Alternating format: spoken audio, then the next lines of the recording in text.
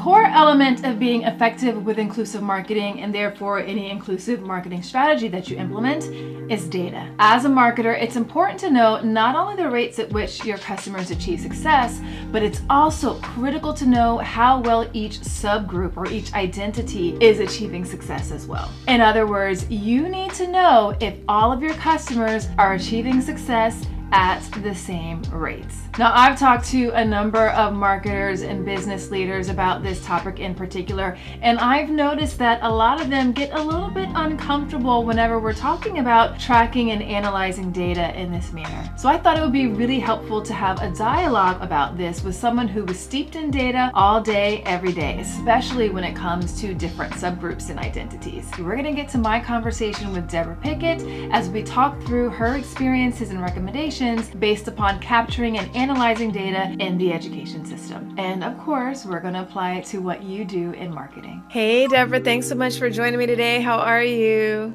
Doing well. How about yourself? I'm doing well. I'm really excited about this chat. I think it's been on the agenda for over a year now, and we're just now getting to it, but it's still just as relevant as ever. But before we get into all of that, tell the people, who are you and what do you do? So my name is Deborah Pickett. I am a math coach and also an instructional trainer at a middle school, which means that I spend my days around 11 to 14-year-olds who are in 6th to 8th grade. So I know that may sound scary for a lot of people, but it's actually, I love it and I enjoy doing it. But a lot of people will ask, like, what is a coach? And so I try to describe it as I train, but more importantly, I provide support to teachers. I'm in their classrooms, I'm in meetings with them, and I'm collecting data on instructional practices in the classroom. And I'm also collecting data on whether students are learning what they're supposed to learn. And so through that process, it's very cyclical. It's a matter of figuring out what's working, what's not working. And if there's something that's not working, we make a plan for it. But when we do find that we have success, we definitely celebrate it because teaching is hard.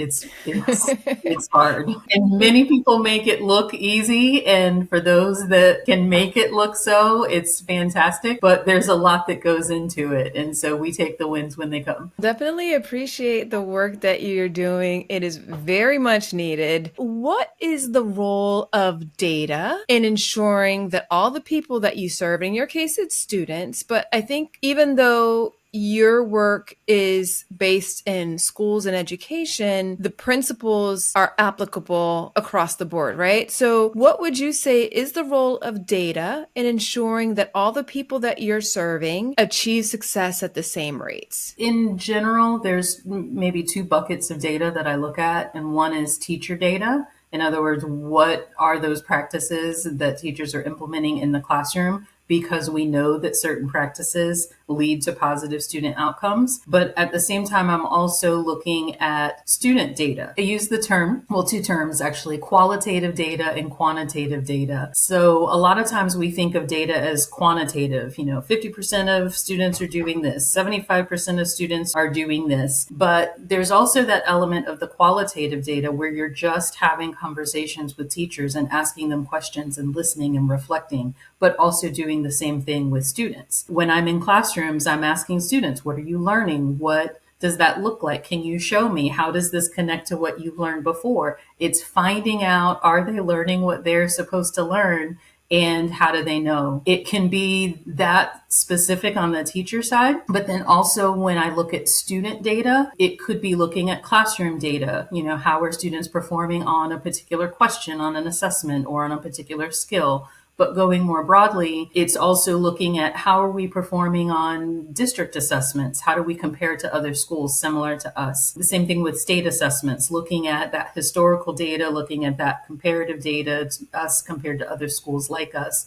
But then there's this other element of it where we dig into not just overall proficiency, what percent of our students are learning what they're supposed to learn, but then we also dig into subgroups. In other words, if we're looking at the subgroups of students, whether it's by grade level or by course or like ethnic subgroup or students with disabilities, are those students also performing at the same levels that the masses are? It's really interesting, but that's how we know if what we're doing is working for students. One of the things that I found really interesting was that you're looking at data from both the student perspective as well as the teacher perspective. And I feel like a lot of times from a business standpoint, when we're looking at customer success, we don't always look at what is the environment that we've created and how the environment impacts success. We just tend to blame it on, oh, this person isn't qualified, or this person didn't apply themselves, or this person didn't do that. And it's often never that black and white. And you have to look at the other side, which I just found really enlightening. And I'm wondering if there's any types of things in particular that we should be thinking about or looking towards whenever we're taking that internal view of like what it is that we're doing that has a positive or negative impact on success. It's really being open to not jumping to conclusions right away, like, oh, well, let me glance at this data for 5 minutes and, I'll have all the solutions and all the answers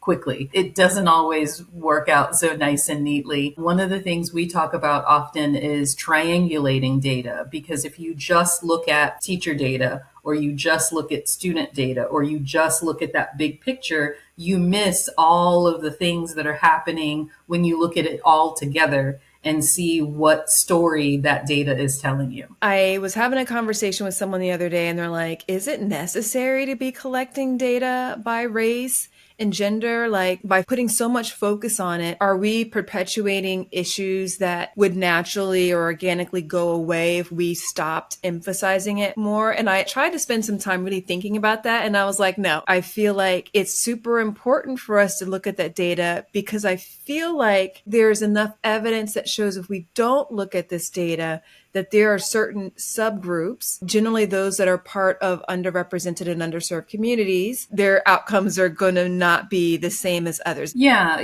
so in that perfect world, we'd like to say that demographics don't determine a student's destiny. But unfortunately, we know that that's not the case. And so because it's so important that we're meeting the needs of all students, we have to actually look at the data for all students, and not just as that one big group, but in those smaller pockets. I fit into multiple subgroups all at once. I'm a Black female. I'm now middle-aged, which I have to admit, I have a food sensitivity. And so sometimes, depending on my circumstance, if I'm in a restaurant, the thing that's going to be most prominent for me is my food allergy. But then there's other times where, I had a knee injury and I was so thankful that in the public restroom, there was a bar that I could use as I was trying to figure out my whole knee situation. Mm-hmm. Oh my gosh, I'm so thankful that this bar was here. It wasn't designed for me, but because that establishment had planned for people with disabilities, in that moment when I happened to fit in that category, I was so thankful that it was there, because I wasn't even aware of it being there prior to the moment when I needed it personally. When we think too one size fits all, this should work for everyone, we miss out on all of those nuances to make an experience better for everyone. And that's what it's all about. We want to make sure that we're meeting the needs of all of our students. So on the business side, you want to make sure you're meeting the needs of all of your customers. One of my pet peeves, one of my soapbox things is like, one size fits all is a lie. We have to think about and the people that we're serving as individuals, and sometimes we can group them into different categories, whether it's neurodivergence, whether it's race or gender, whether it's sexual orientation, whether it's age, body size, type, etc., abilities. Sometimes there are similar challenges that people experience or similar needs or accommodations that exist.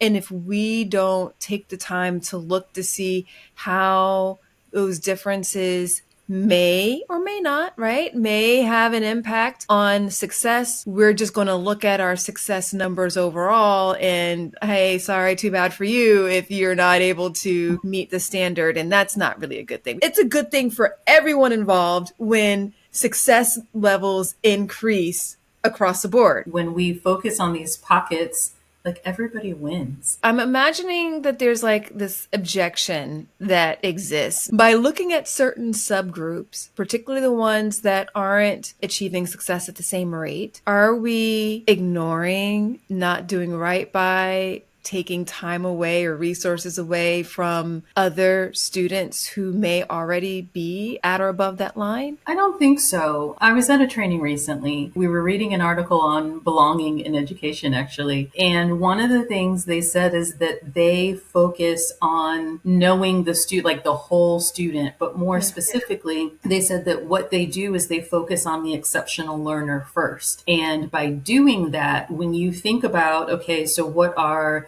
the needs of these exceptional learners, these pockets of students? Well, guess what? There might be students that may have those exceptions that maybe don't have that label, for lack of a better term, or haven't been identified yet. Or maybe they need it and aren't quite yet aware, like myself with the bar in the bathroom, didn't really know at the time, oh, I didn't know I needed it. Or maybe I don't need it all the time, but because it was there in place for someone else, I get to benefit from that. So when we think about making sure that we're focusing on those pockets of students, we increase our outcomes overall, but also we're meeting the needs of every child. And, a common phrase for us is all means all. When we say that we want to see high outcomes of learning for all students, all means every student, not most. Yeah, I think that like we see a lot of people who define their market as like women from 18 to 84 or families, really like families can look a lot of different ways, right? Women from 18 to 84, like that's a lot of different types of women, right? Is it really all of these women? And if you're saying it's all means all, right? Like let's get serious about that. So maybe you can meet the needs of all of those women 18 to 84, but that doesn't mean that all of those people need the same exact thing.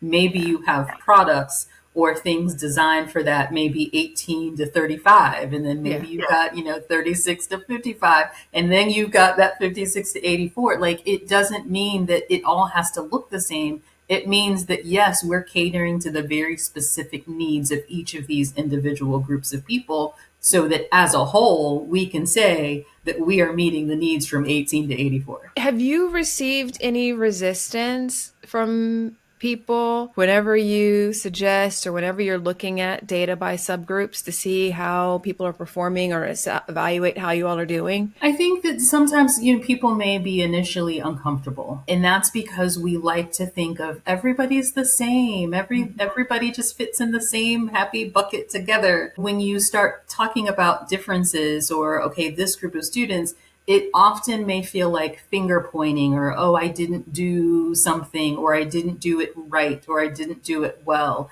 And it's really not about that at all. It's about, okay, so we've identified this area. What are we going to do next? So it's not oh, I did a terrible job with that. It's, you know what? I wasn't aware of that before, but now that I'm aware, I'm going to be more mindful. Most of the time, that being more mindful means that we're doing that preparation on the front end rather than, oops, I noticed this data point. Now let me try to fix it on the back end. You have to be more proactive than reactive. When we put it in that perspective of just those real life scenarios that we've just talked about, where everybody's not the same, everybody's needs aren't the same. And so we need to identify that sometimes students, depending on their circumstance, are going to need something slightly different. But that doesn't mean that, oh my gosh, I suck as a teacher, or, oh, I'm, a terrible business owner. It just means, okay, now that I'm aware, and sometimes because of our lived experiences, we don't know, we're not aware.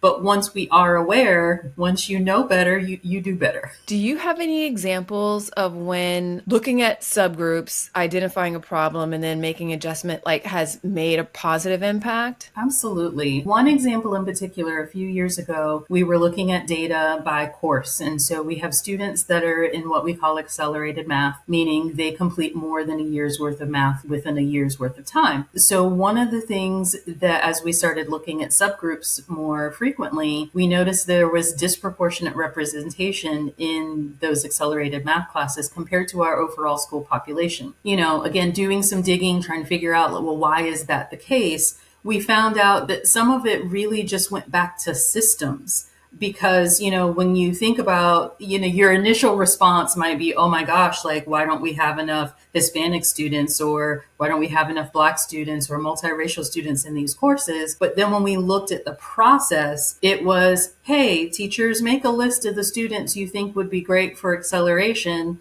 And there may or may not have been some data that was involved in that process, or the data that we used, because that was the way it always been done. Oh, we're going to use these 2 data points, ignoring 7 other data points. And so what we did was we changed the system of identifying students and went from, hey, make a list and submit it, and we'll schedule the students, to let's look at the long range data of every single student that enters our school. Then what we identified was not only were our students more representative of the school population in those accelerated math classes, but also what we found is that our students were outperforming not only students in schools like ours, but also in schools that were not like ours. And so it was just nice to see that, given the opportunity to thrive, our kids were thriving. So what we didn't do was say, well, this is the way we've always done it. We've always had a list. We've always just done it. Like, instead of staying stuck in that, we had to look at it and explore, and then come up with a new solution. And sometimes our solutions work. We're like, okay, I've got a solution, let's implement it, and it works great. But real life tells us that sometimes things don't always work out exactly as planned, and you have to be willing to stop and reflect and gather more data or do more problem solving to figure out what the root cause is, and then move forward and still make sure you're monitoring that data to see that it's successful. When I first started working at my school about a decade ago, we had a very small number of English language learners at our school, maybe 2 to 3% of our overall student population.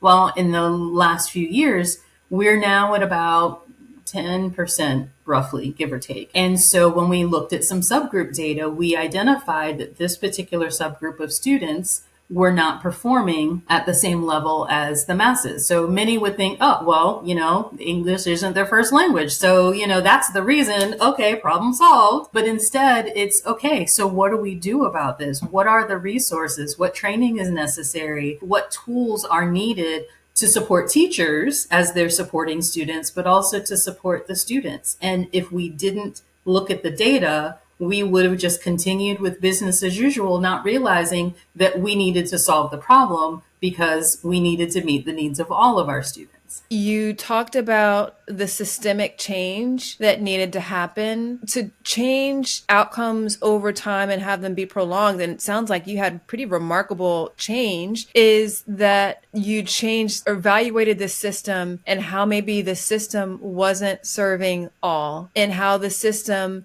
could be improved to give everyone that same opportunity to achieve. And maybe there were some people who were in these advanced classes that maybe weren't quite ready for it, but because of certain, like a limited data set, it appeared that they might have been, or the perception was that they might have been, but they actually weren't. Like, I think whenever you leave things up to humans alone, sometimes we subject ourselves to bias, unconscious bias, right? Nothing necessarily malicious, but like, we are human and we've got some bias associated with that. And so whenever you take into account data and really look for the story behind the data, I think that's where sometimes people may not really grasp this concept of what we're talking about, because they might say, well, I'm looking at the data and the data shows that this group isn't blah, blah, blah, blah, blah, or whatever. But it's really like, what's the story behind it? Can you talk a little bit about like finding the story behind the data? I use that phrase all the time, and I kind of chuckled because I was listening to one of your podcasts recently, and you're like, images tell a story. And I'm like, how does she know? I feel the same way about data. And it does, it speaks to us, but we have to make sure that we move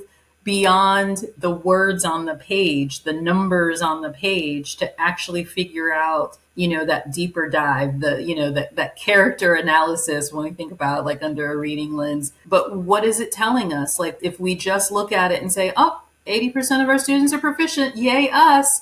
Or, okay, 80% of our students are proficient, but what about sixth graders? What about the students in accelerated math? What about our English language learners? What about our Black students? If we're not looking at all of that, we're missing all of the nuance of the story that the data is telling us. So we have to make sure that we're prepared to look for all of that nuance, not just oh, yep, here's my pretty graph. This is what it says. Next. But really digging into the data and figuring out what it's saying, but not just stopping at what is the data saying, but then digging into why is the data telling us this. But then again, not stopping there, what are we going to do about it?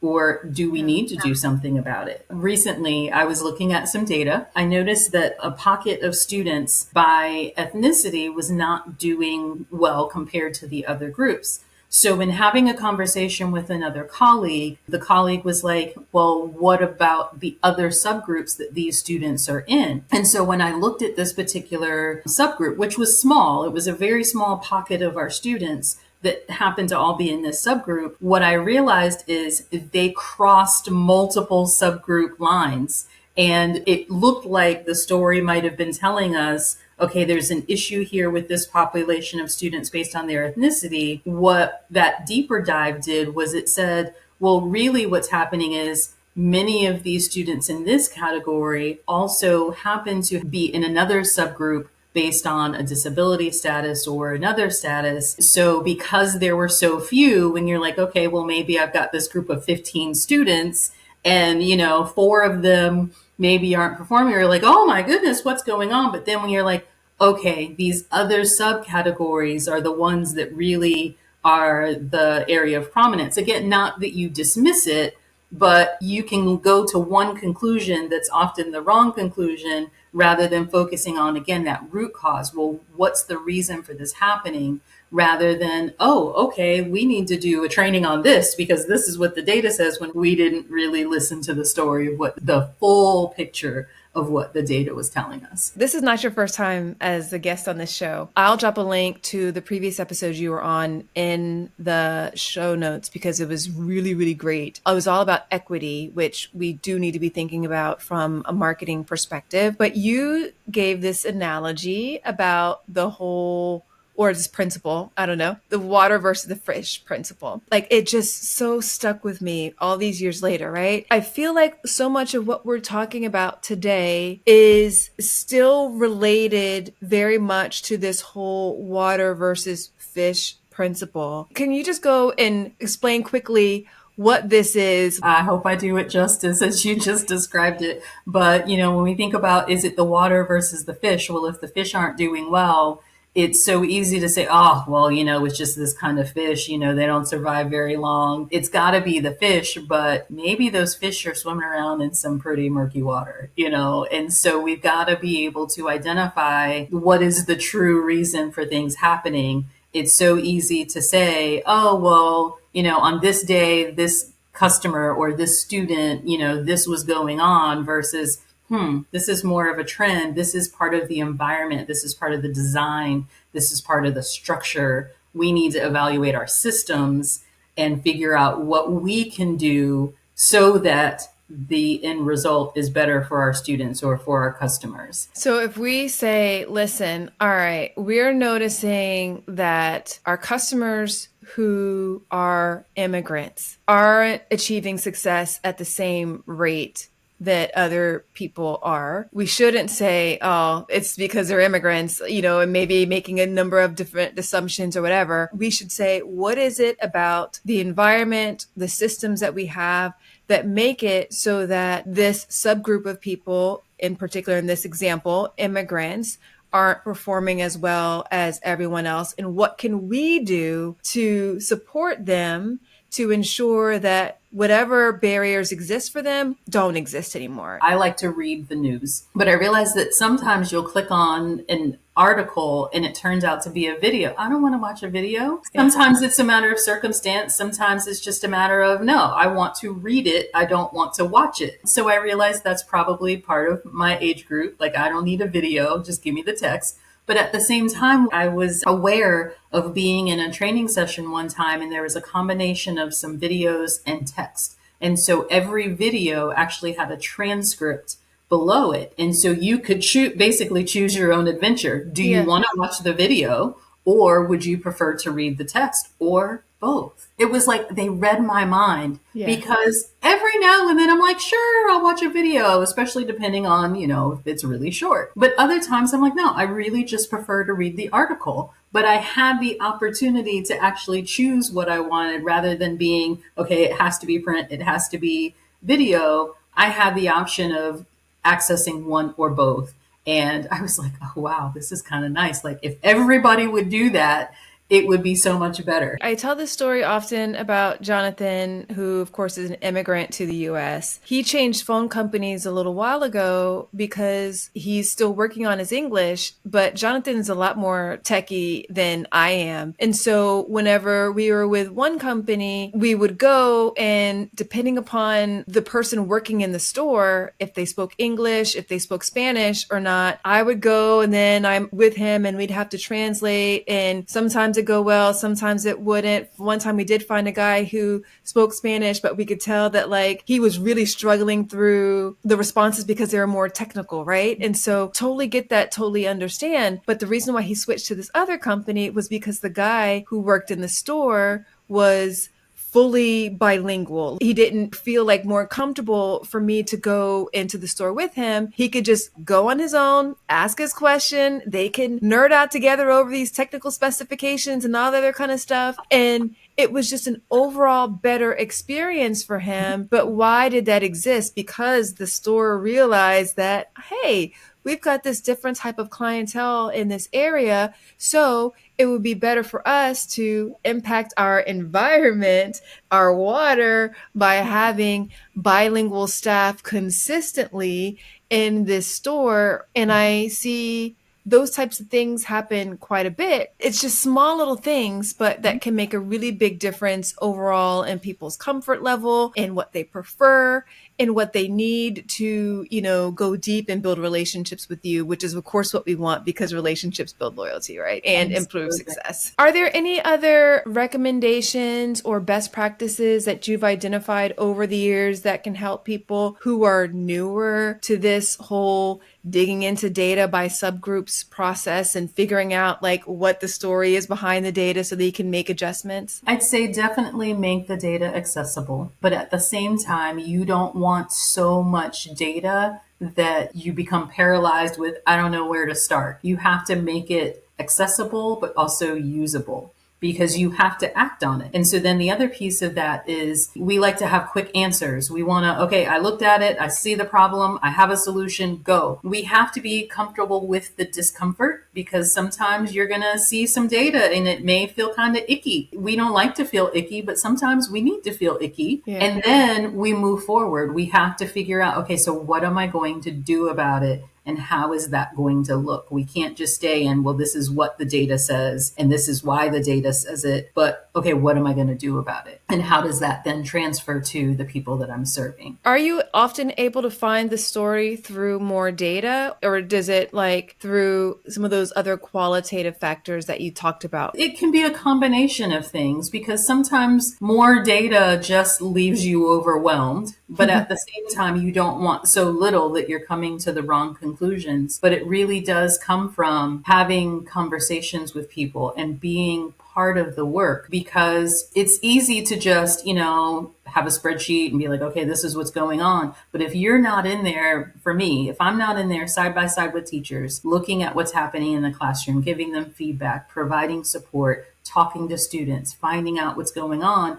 then when I do look at the data, I'm more informed because I've been present in the whole process, rather than looking at it as an outsider, like, oh, well, this is what's going on, and this is what the problem is, and this is what the solution is. It's hard to come to the right conclusions if you're not in it. doing the work. Yeah. That's really important. You need enough, but not so much that you become overwhelmed. Deborah, this has been so rich, so great. And I'm so thankful that we finally got to do it. It's well worth the wait. Let's switch gears a little bit before we bring this one home. Can you tell me about a time when a brand made you feel like you belonged? I'll give two examples. One, we went on a dinner cruise. I was nervous because I just know that when it comes to food and my food allergy that, it can be a little tricky. And so I was very much relieved that when I was making this online reservation, there was a specific question that asked about food sensitivities and then followed up with, like, based on what I had entered or what I had selected,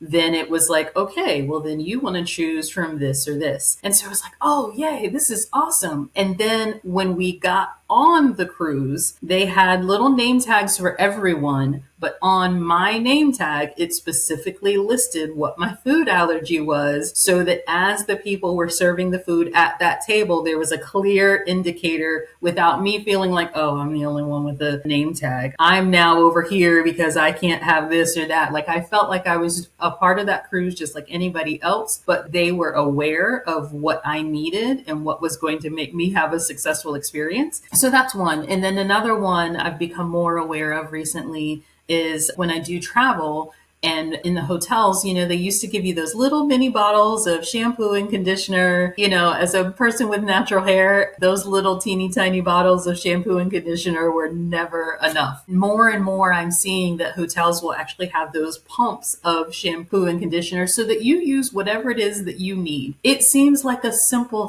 thing, but I can tell you that I'm always like, oh, wow, they did this just for me. Anytime I see that, because I feel seen. And, it's not having to go down to the desk. Hey, can I get 4 more bottles of conditioner? Oh, wow, I can have exactly what I need to meet my needs while I'm here on this stay. Yeah. And super helpful if you're not checking a bag, so you can't bring your giant bottle from home and you need to have something else. So now that I think about it, we were also traveling with my mother-in-law who has mobility challenges. It was a multi-level ship and they put us on the first floor because they knew that they thought to ask. And so we actually checked the box. Yes, we have someone traveling with us that has mobility issues. So we were able to be on the ground floor so that she could enjoy that cruise rather than we get there and it's like, oh, this isn't going to work. I guess we're not going to go because we're not going to go without her. But it was just nice that even that was thought of. Where can people find you if they want to learn more about you and your work? So I am on X. My handle is at Depic Math, DEPIC Math. I'd love to hear from your listeners. All right. I'll drop a link to that in the show notes as well. Deborah, again, this has been a true treat. Any parting words of wisdom for marketers and business leaders who want to do a better job of using data to achieve better outcomes and customer success for all? Because all means all the people that they serve. Definitely when you focus on those subgroups, it's a win-win for everybody because here I am almost a year later talking about this dinner cruise. It's like, hey, this was awesome. I'm going to go and tell people about it. I'm going to share my experience because, again, we have many different identities, many different subgroups that we belong to. And even if you're not part of a particular subgroup at one point currently, that doesn't mean that at some point you won't be. The more opportunities that you create for your customer to enjoy your product, the whole 18 to 84, you will have lifelong customers, not just for a season, but for a lifetime. Full disclosure for you, Deborah is my sister. There are 3 of us. She is the middle child and I am the youngest. And I hope that you can tell that I've been learning from her all of my life. Now, I am super curious to know, are you capturing data by subgroup for the brands that you are working on? If so, has it helped you improve experiences overall for the customers that you are serving? Let's chat about it in the comments below. Until next time, remember, everyone deserves to have a place where they belong. Let's use our individual and collective powers to ensure more people feel like they do. Thanks so much for watching. Talk to you soon.